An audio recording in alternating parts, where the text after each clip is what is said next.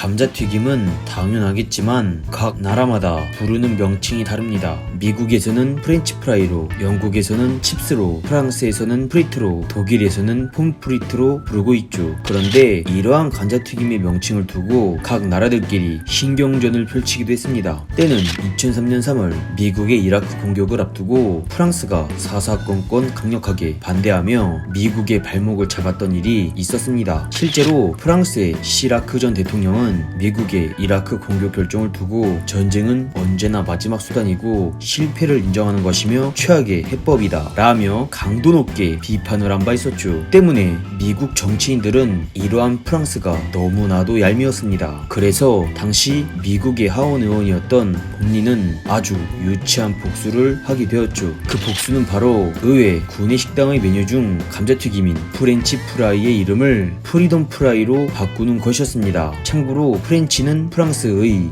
혹은 프랑스식을 뜻하는 영어이고 프리덤은 자유를 뜻하는 영어이죠. 봄니 하원 의원의 말에 따르면 프랑스식 감자튀김을 뜻하는 프렌치 프라이가 입맛이 떨어져 자유의 감자튀김을 뜻하는 프리덤 프라이로 바꾸어 버렸다고 합니다. 물론 시간이 지나 의회 구내식당의 감자튀김은 프리덤 프라이에서 다시 프렌치 프라이로 되돌아갔죠. 그런데 감자튀김의 기원은 어디일까? 사실 감자튀김의 기원은 확실치가 않습니다. 누구는 프랑스의 거리 음식에서 발달했다고도 하고 누구는 벨기에 사람들이 혹독한 겨울을 버티기 위해 감자를 튀겨 먹게 된 것에서 유래했다고도 하죠. 그래서 감자튀김의 기원을 두고 프랑스와 벨기에는 오랫동안 치열한 논쟁을 이어왔습니다. 하지만 아직까지 결론이 나지 않았고 또 결론을 내리기도 힘들 것으로 보입니다. 그 이유는 감자튀김이란 음식 자체가 길거리에서 시작된 그야말로 태생을 알 수 없는 음식이기 때문입니다. 만약 감자튀김이 왕실에서 시작되었거나 특정한 식당 셰프가 개발했다면 분명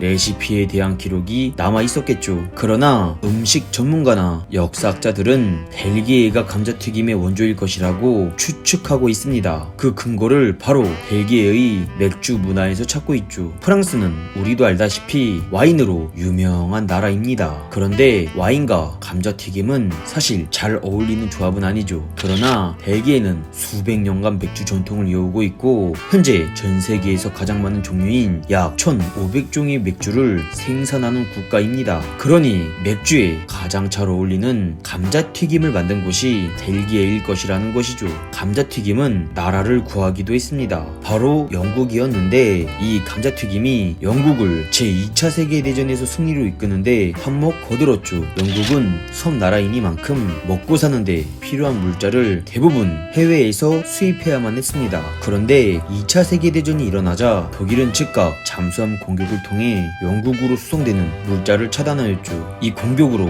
영국으로 들어오는 식료품 공급량이 확 줄어들어 버립니다. 얼마나 타격이 컸던지 그 강대국인 영국이 대부분의 식료품을 배급제로 지정할 정도였죠. 특히 달걀과 버터 그리고 치즈는 2주에 한 개꼴로 배당되었고 고기는 일주일에 500g이 고작이었습니다. 그런데 전투에 직접 참가하지는 않아도 영국에 남아있는 사람들 대부분은 탄약 생산 등을 위해 군수 공장에서 일해야 했기에 충분한 칼로리의 음식이 필요했죠. 이때 그 역할을 담당한 것이 고칼로리의 감자튀김이었습니다. 감자튀김만큼은 마음껏 먹을 수 있었죠. 그렇다면 왜 감자튀김은 마음껏 먹을 수 있었을까? 그 이유는 감자는 재배하기 쉬웠기 때문에 상대적으로 공급 물량이 많아 배급 품목 지정에서 제외되었기 때문입니다. 또한 감자 요리 중에서도 특히 감자튀김은 조리하기 매우 쉬운 음식 중 하나였죠. 때문에 감자튀김은 당시 영국의 총리였던 처칠부터 공장 노동자까지 영국 국민 모두가 즐겨 먹는 음식이 되었습니다. 그래서 영국 국민들은 영국을 구한 음식으로 이 감자튀김을 꼽기도 하죠. 처칠 또한 생선과 감자튀김